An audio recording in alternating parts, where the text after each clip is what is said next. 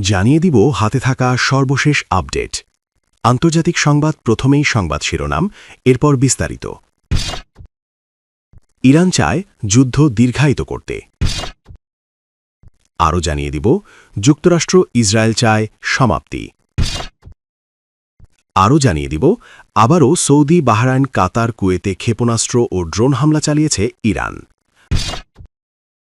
আরও জানিয়ে দিব এফবিআইয়ের সতর্কতা, যুক্তরাষ্ট্রের পশ্চিম উপকূলে ইরানের ড্রোন হামলার সংখ্যা। আরও জানিয়ে দিব ইরান পুরোপুরি ধ্বংস হয়ে যাচ্ছে। বাংলাদেশ সহ কয়েকটি দেশের বিরুদ্ধে যুক্তরাষ্ট্রের বাণিজ্য তদন্ত শুরু। সর্বশেষ জানিয়ে দেব যুদ্ধ চললেও ইরানে গণ অভ্যুত্থানের লক্ষণ দেখছে না ইসরায়েল।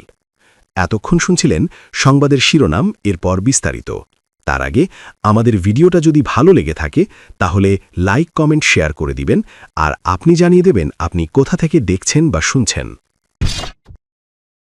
ইরান চায় যুদ্ধ দীর্ঘায়িত করতে, যুক্তরাষ্ট্র ইসরায়েল চায় সমাপ্তি। যুদ্ধের জেরে জ্বালানি সংকটে পুরো বিশ্ব, কিন্তু ইরানের সঙ্গে ইসরায়েল এবং যুক্তরাষ্ট্রের যুদ্ধ থামার কোনো ইঙ্গিত পাওয়া যাচ্ছে না। যুক্তরাষ্ট্র এবং ইসরায়েল যুদ্ধের দ্রুত অবসান চাইলেও ইরান চাইছে দীর্ঘায়িত করতে। সেই কৌশল নিয়েই এগোচ্ছে দেশটি। বিশেষজ্ঞরা বলছেন ইরান তার আঞ্চলিক প্রতিপক্ষ, বিশেষ করে ইসরায়েল এবং তার মিত্র যুক্তরাষ্ট্রকে দীর্ঘমেয়াদী সংঘাতে জড়িয়ে রাখতে চায়। ইরানের বিপ্লবী গার্ড বাহিনী বা আইআরজিসি বিবৃতিতে জানিয়েছে তারা কেবল শত্রুর পরাজয়ের অপেক্ষায়। তারা বলেছে যুদ্ধ কবে শেষ হবে সেই সিদ্ধান্ত নেবে ইরান। গতকাল বুধবার মার্কিন ঘাঁটি এবং ইসরায়েলের তীব্র বড় ক্ষেপণাস্ত্র দিয়ে সবচেয়ে বড় হামলা চালানো হয়েছে বলে দাবি করেছে ইরান। নতুন করে মধ্যপ্রাচ্যের একাধিক দেশে তেহরান হামলা চালিয়েছে। দুবাই বিমানবন্দরের আশেপাশে ড্রোন হামলা চালিয়েছে ইরান। বাহরাইনেও মার্কিন ঘাঁটিতে হামলা হয়েছে। হরমুজে পণ্যবাহী জাহাজে হামলা হয়েছে। ইসরায়েল গতকালও তেহরান এবং লেবাননে পাল্টা হামলা অব্যাহত রেখেছে। ইরানের বিপ্লবী গার্ড বাহিনী বা আইআরজিসি বিবৃতিতে জানিয়েছে তারা হামলার ৩৮তম ধাপ শুরু করেছে। কুয়েতের আদিরি হেলিকপ্টার ঘাঁটিতে ২টি শক্তিশালী ও যুগপৎ ক্ষেপণাস্ত্র হামলা করা হয়েছে। আইআরজিসি আরও জানিয়েছে তারা বাহরাইনের মিনা সালমান বন্দরে অবস্থিত আমেরিকান ঘাঁটিতে ক্ষেপণাস্ত্র ও ড্রোন হামলা চালিয়েছে। বিবৃতিতে বলা হয় কুয়েতের ২ নৌঘাঁটি মোহাম্মদ আল আহম্মদ ও আলী আল সালেমে অবস্থিত ক্যাম্প প্যাট্রিয়ট এবং মার্কিন সন্ত্রাসী সেনাদের আবাসন ও সরঞ্জাম রাখার গুদামগুলোতেও ভয়াবহভাবে হামলা হয়েছে। তারা জানিয়েছে আমরা কেবল শত্রুর সম্পূর্ণ পরাজয় স্বীকারের কথা ভাবছি। আমরা তখনই এই লড়াই শেষ করব যখন দেশ থেকে যুদ্ধের ছায়া অপসারিত হবে। ইরানের শীর্ষ যৌথ সামরিক কমান্ডের মুখপাত্র ইব্রাহিম জুলফাকারি হুমকি দিয়েছেন ইরানে একটি ব্যাংক লক্ষ্যবস্তু হওয়ার প্রতিক্রিয়ায় দেশটি ওই অঞ্চলের ইসরায়েলি ও মার্কিন ব্যাংকগুলোকে টার্গেট করবে। ইরান যুদ্ধ দীর্ঘায়িত করতে চায় কেন? বিশেষজ্ঞরা বলছেন, প্রথমত, ইরান তার আঞ্চলিক প্রতিপক্ষ, বিশেষ করে ইসরায়েল এবং তার মিত্র যুক্তরাষ্ট্রকে দীর্ঘমেয়াদী সংঘাতে জড়িয়ে রাখতে চায়। দ্বিতীয়ত, সরাসরি বড় যুদ্ধে না জড়িয়ে ইরান তার মিত্রগোষ্ঠীকে ব্যবহার করে আঞ্চলিক শক্তি হিসেবে নিজেদের সক্ষমতা বজায় রাখতে চায়। তৃতীয়ত, ইসরায়েল ও তার সহযোগীদের উপর চাপ সৃষ্টির মাধ্যমে ফিলিস্তিনি ইস্যুতে নিজেদের অবস্থান শক্তিশালী করা। চতুর্থত, ইরানের প্রধান ধর্মীয় নেতার উপর হামলার পর দেশটি এখন আগের চেয়ে বেশি ঐক্যবদ্ধ বলে মনে করা হচ্ছে, যা যুদ্ধের দীর্ঘায়িত হওয়ার ইঙ্গিত দেয়। পঞ্চমত, ইরানের দীর্ঘমেয়াদী যুদ্ধের সক্ষমতা রয়েছে, যা ইসরায়েলকে চাপে ফেলার একটি অন্যতম কারণ। যেভাবে যুদ্ধ দীর্ঘায়িত করতে পারে তেহরান। ইরানের পররাষ্ট্রমন্ত্রী আব্বাস আরাগচি বলেছিলেন যে তেহরান আবারও সৌদি, বাহরাইন, কাতার, কুয়েতে ক্ষেপণাস্ত্র ও ড্রোন হামলা চালিয়েছে ইরান। মধ্যপ্রাচ্যে চলমান সংঘাতের উত্তাপ ছড়িয়ে পড়ছে পার্শ্ববর্তী দেশগুলোতে।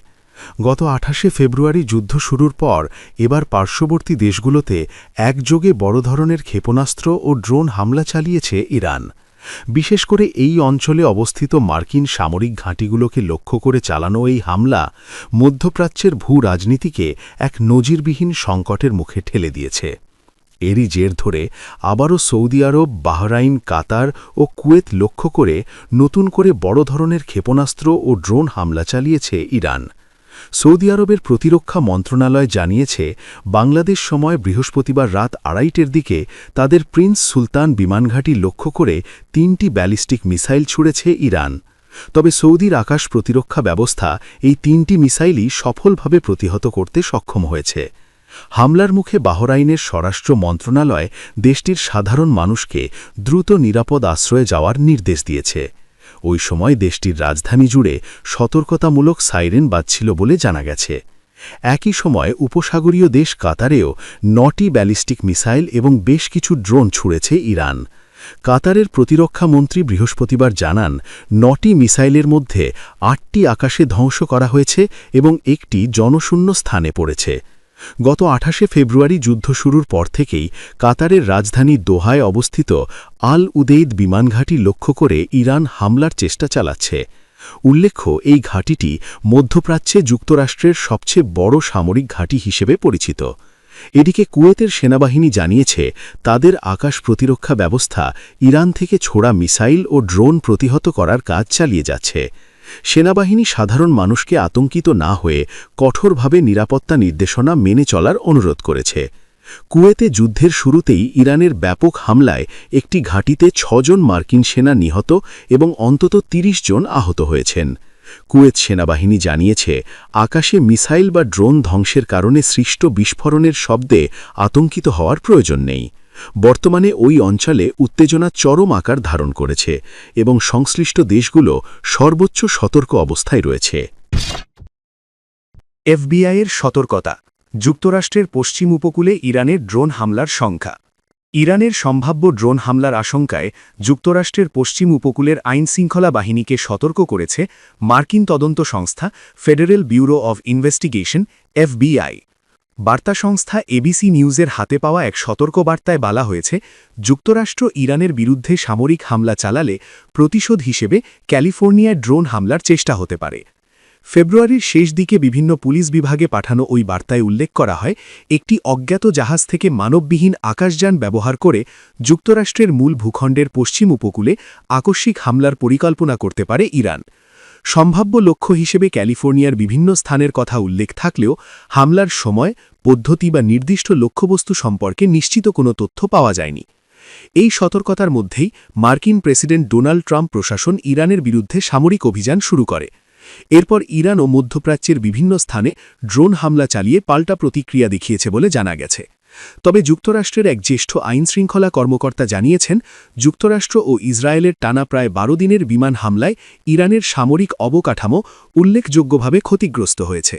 ফলে যুক্তরাষ্ট্রের পশ্চিম উপকূলে এ ধরনের হামলা চালানোর সক্ষমতা এখন অনেকটাই সীমিত হয়ে থাকতে পারে বলে ধারণা করা হচ্ছে। এ বিষয়ে মন্তব্য করতে রাজি হয়নি এফবিআইয়ের লস অ্যাঞ্জেলেস কার্যালয়।